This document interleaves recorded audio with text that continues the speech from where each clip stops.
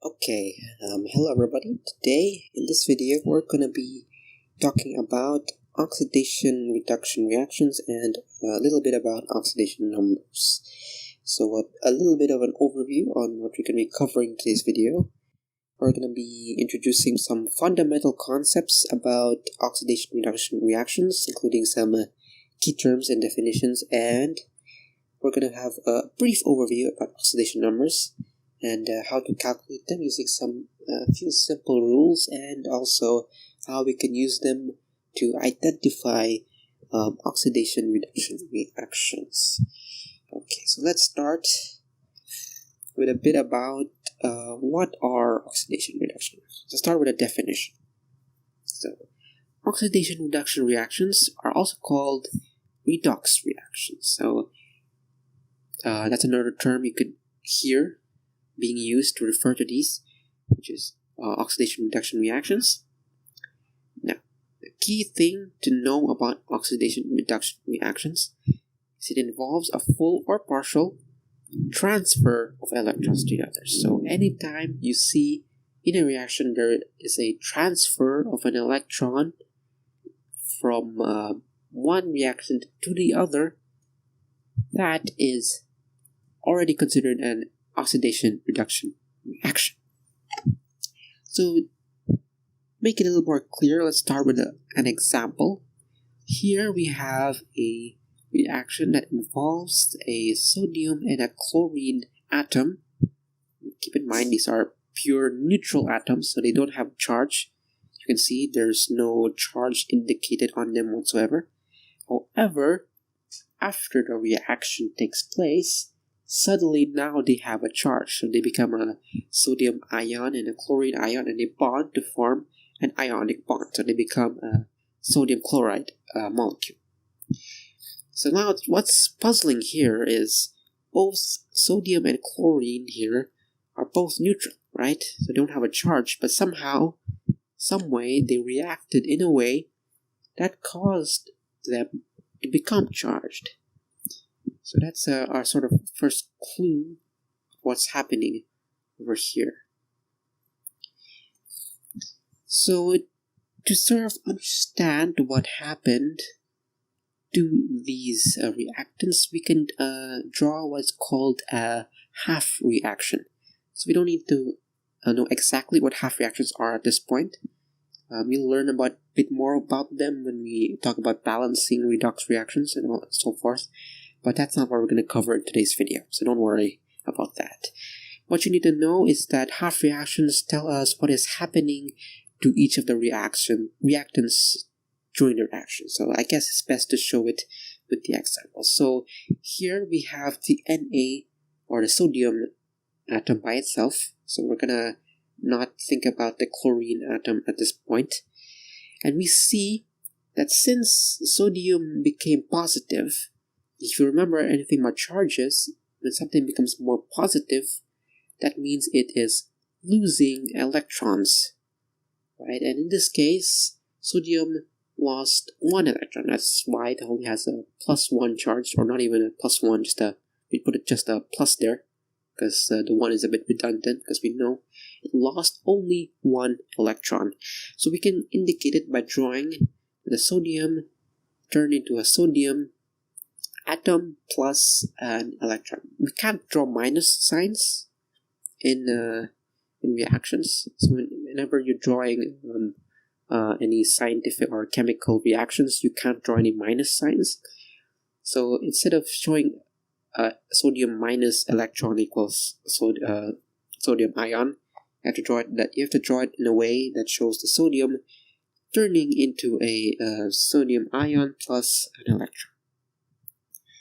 So that's a bit of our first clue about what's happening into this reaction. Somehow, this sodium atom lost one electron and became charged, and there's like a random electron floating about. I wonder what's going to happen to that electron. Okay, so let's ignore that for now. Okay, we'll keep that to the side for now. Look at what's happening to the chlorine atom. So we saw in the reaction that the chlorine atom became a chloride ion, right? So it gained a negative charge. And again, when something becomes more negative, that means it's gaining electrons. And since it became a chlorine 1 minus, that means it gained exactly 1 electron. So we can draw that by drawing it like this. The chlorine plus an electron became a chlorine ion, or a chloride ion, to be more accurate.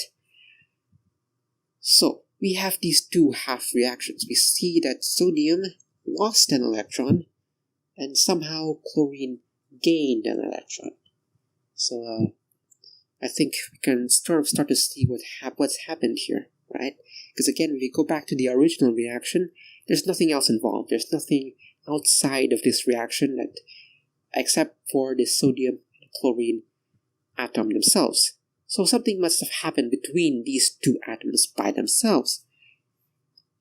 So we can sort of use a bit of a detective brain here, and we can see that since somehow sodium lost an electron and then chlorine gained one, well, where did chlorine get this electron exactly? Well, that's right, it must have gotten it from the sodium atom. I mean, where else would it get it from, right? So we see here that sodium basically transferred an electron to the chlorine atom. And we go all the way back to the definition of an oxidation-reduction reaction. It is a reaction that involves a transfer of an electron. That's how this reaction was formed. So I hope that gives you a bit of an idea here. Now, it doesn't matter if they become ions or not. And this is something important to remember. They don't necessarily have to become ions. What has to happen for oxidation-reduction reaction to happen is that an electron has to be transferred. So it's actually kind of hard to identify an oxidation-reduction reaction at first glance. So many different kinds of reactions could potentially be redox reactions. Now let's get into a bit of the terms we use here. Like I mentioned earlier, we're going to get into some of the key terms. So when sodium lost an electron, we call that oxidation. So remember here, whenever something loses an electron, it's called oxidation. And the final product of that is that sodium became oxidized. So those are the terms here. So when sodium lost an electron, it became oxidized. That process of losing an electron or becoming oxidized is called oxidation. Okay, I need you to keep that in mind. And here we can do a bit of a confusing term now, and this is why a lot of people get confused when talking about these kinds of reactions. That's because when chlorine gained an electron, it became reduced. Right? It gained an electron, but it became reduced. And we call that process reduction. Yes, I know. It's very confusing. It gained an electron, but it's called reduction. And I won't go into exactly why these terms are used in this video. I did put a part in the module if you want to read that. You don't necessarily have to know why, but what you need to know is that we have to deal with these terms regardless. You just have to remember that oxidation is loss and reduction is gain. So we can use a bit of a mnemonic here called oil rig. Right? Oxidation is loss, reduction is gain. Oil rig. So yeah, you sort of have to keep that in mind whenever you're having to deal with these sort of reactions. It can become confusing. And what's more confusing is the terms we use next. So I want you to realize that sodium only became oxidized because chlorine took its electrons. So it didn't happen any other way. It only happened because chlorine took its electron, and chlorine only became reduced because sodium gave it its electron. So basically what I'm trying to say here is these processes occur simultaneously and they happen because of each other. Oxidation only happens when something else is becoming reduced. And something only becomes reduced when something else oxidizes. So oxidation and reduction take place together. That's why they're called oxidation-reduction reactions, because they always happen together. You can't have oxidation without reduction. So when something else causes another reactant to become oxidized, so like in our example, again, let's go back to the example, we see when something causes the sodium atom to become oxidized, it's called the oxidizing agent. Therefore, the chlorine is the oxidizing agent. Keep that in mind. It's not what's being oxidized, it's what's causing the oxidation. That's called the oxidizing agent. And logically, what causes reduction is called the reducing agent. So you have two new terms: oxidizing agent and the reducing agent. So here is a bit of a summary of the terms. Again, so it's helpful to keep these notes in mind. Have this somewhere. This chart can be quite useful if you want to remember.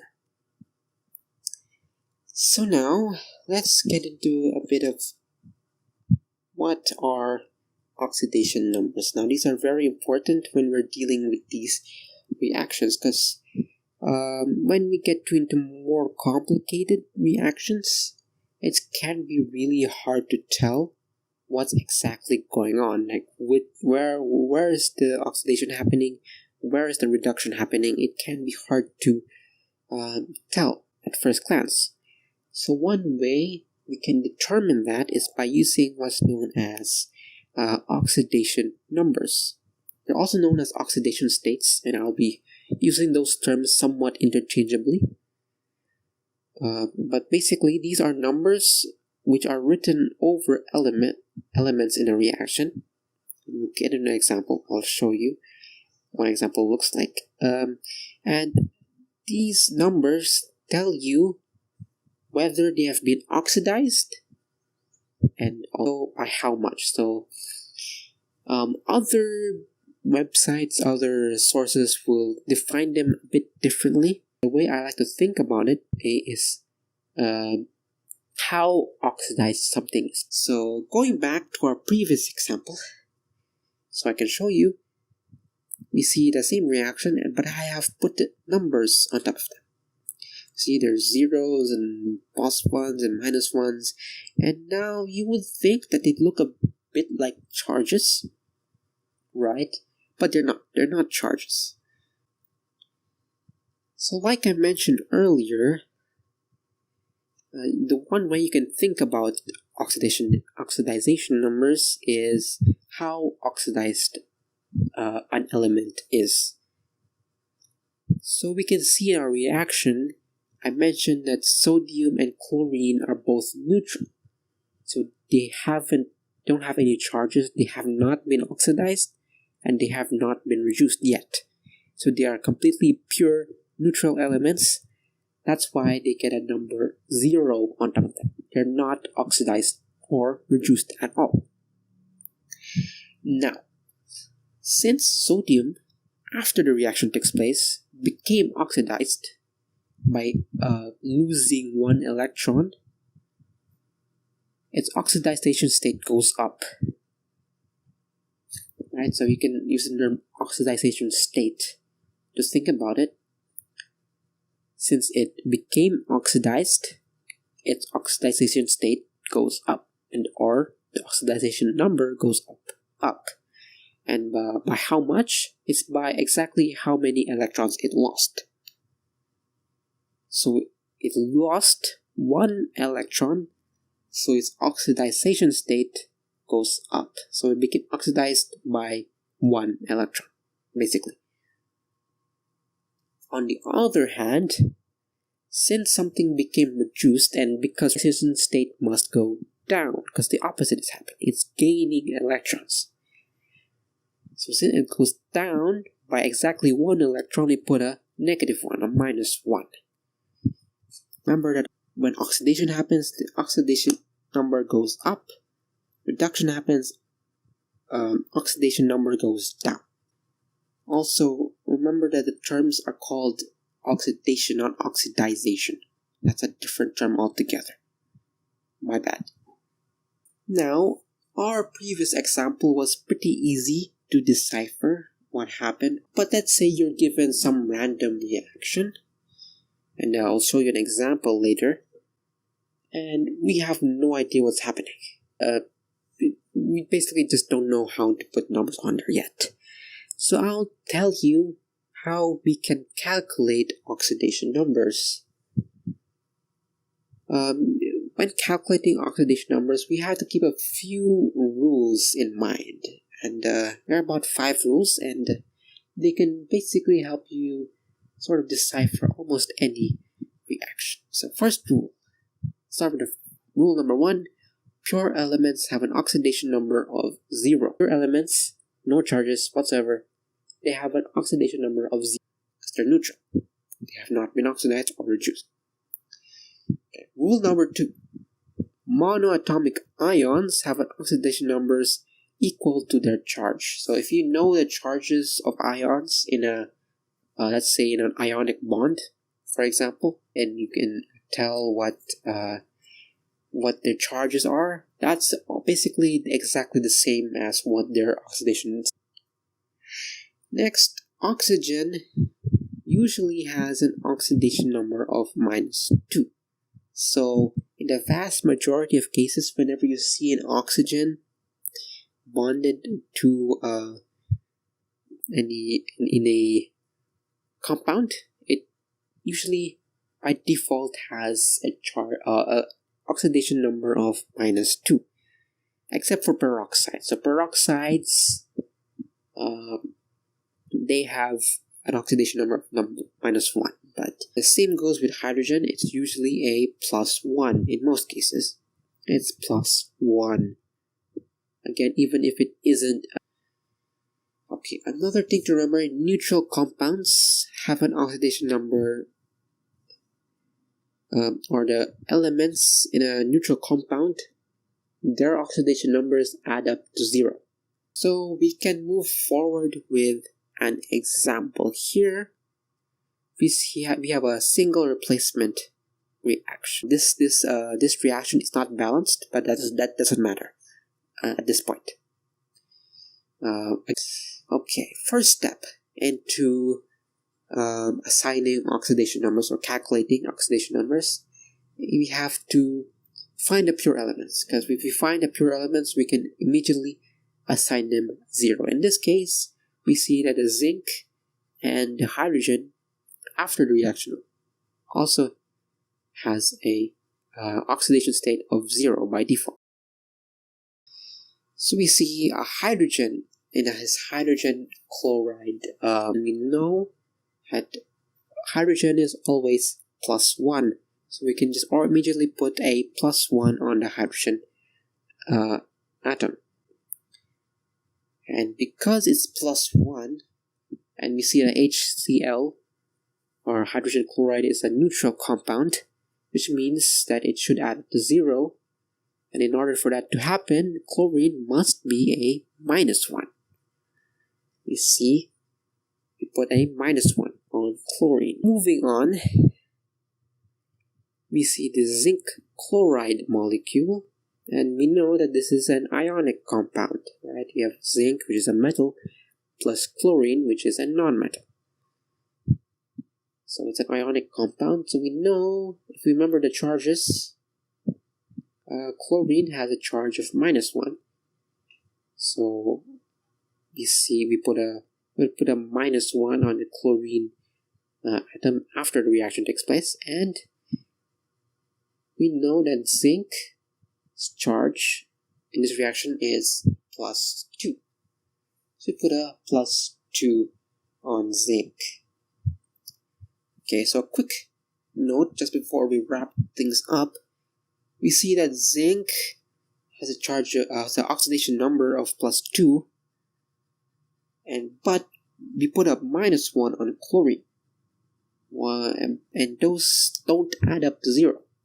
If you keep track of the numbers, they don't add up to 0, even though zinc chloride is a neutral compound. Why is that? Well, if you notice, chlorine has a number 2 at the bottom. It has a subscript of 2, which means there are actually 2 chlorine atoms.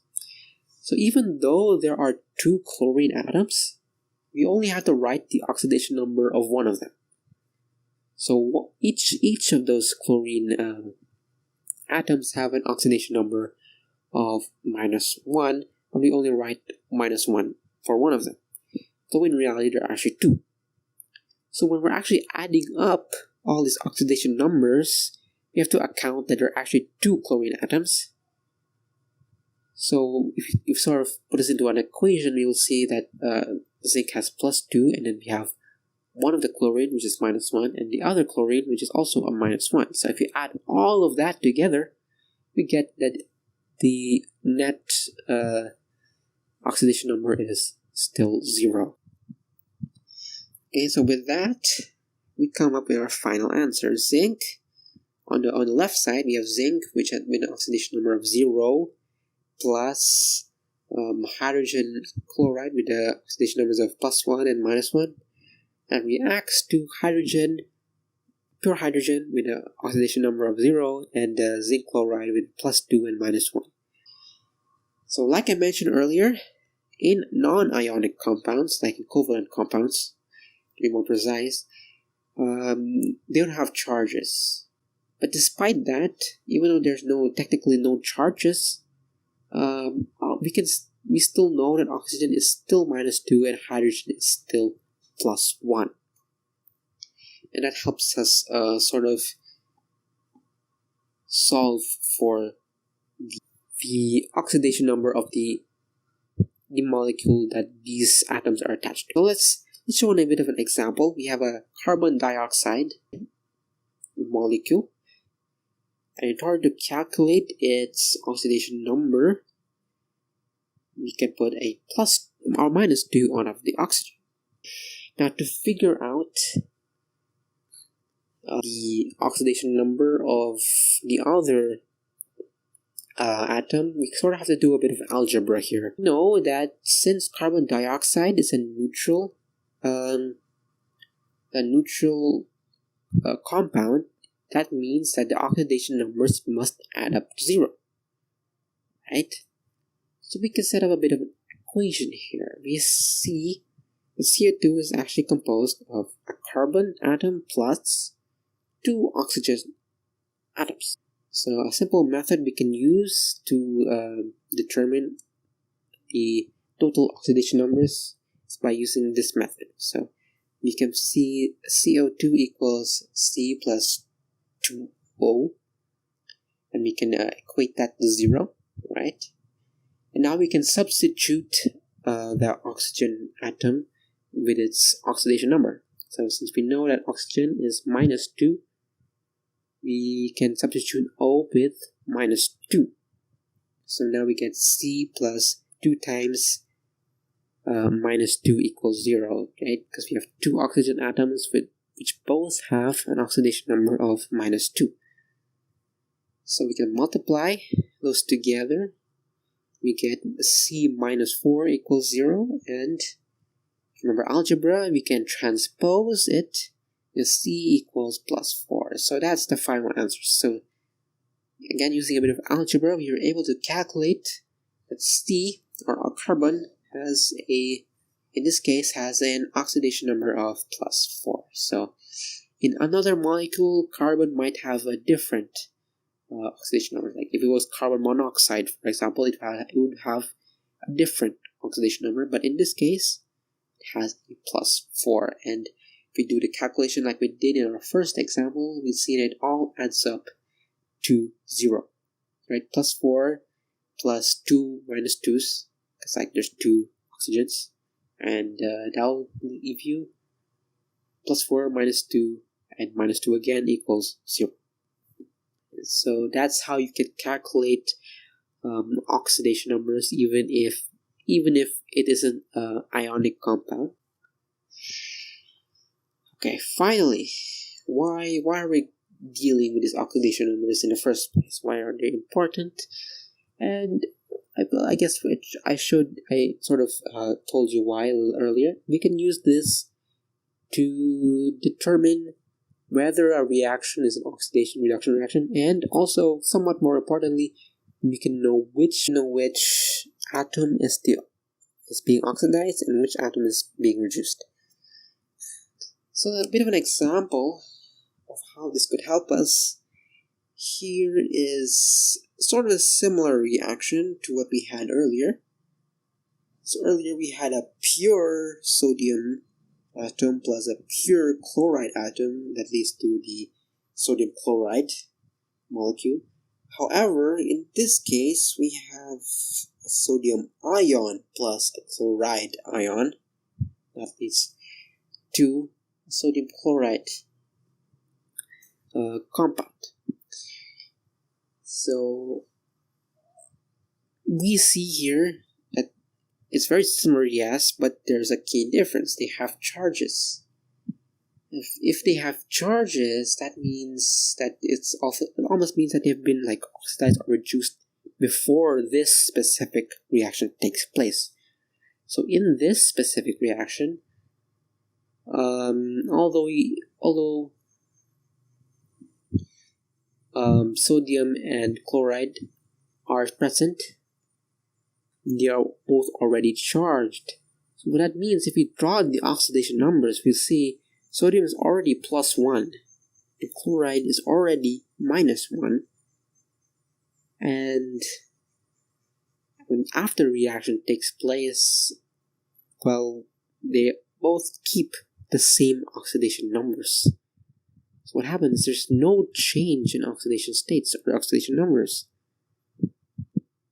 So basically, before the reaction and after reaction, there was no transfer of electrons whatsoever, right?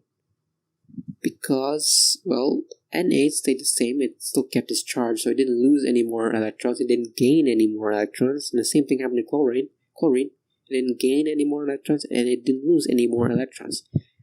So since oxidation-reduction reactions have to involve some sort of electron transfer, we can say that this reaction is actually not an oxidation-reduction reaction. Again, no transfer of electron.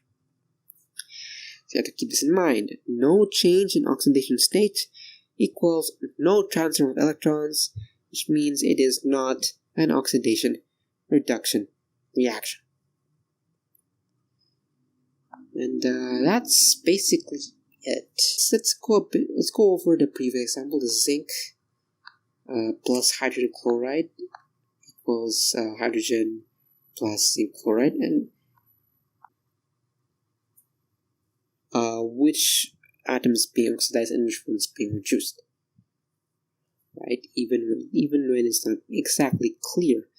So we see that zinc before the reaction is neutral. It's neutral. It has no charge. It hasn't lost anything.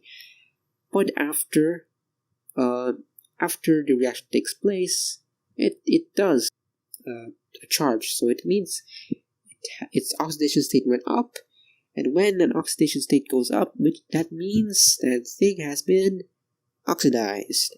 So we know that zinc is the oxidized reactant. So what took away those electrons?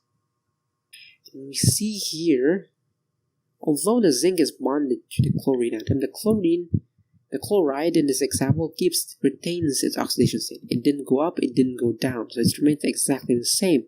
But what actually changed was the hydrogen, right? The hydrogen in this reaction went from a +1 oxidation state to a 0.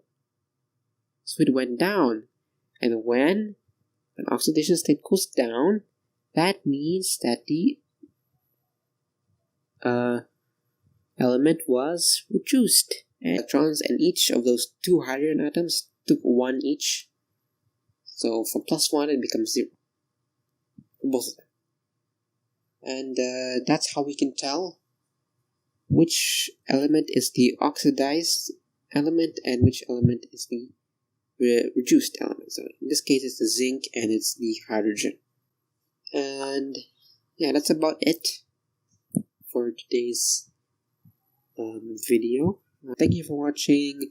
I hope you learned something, and goodbye for now.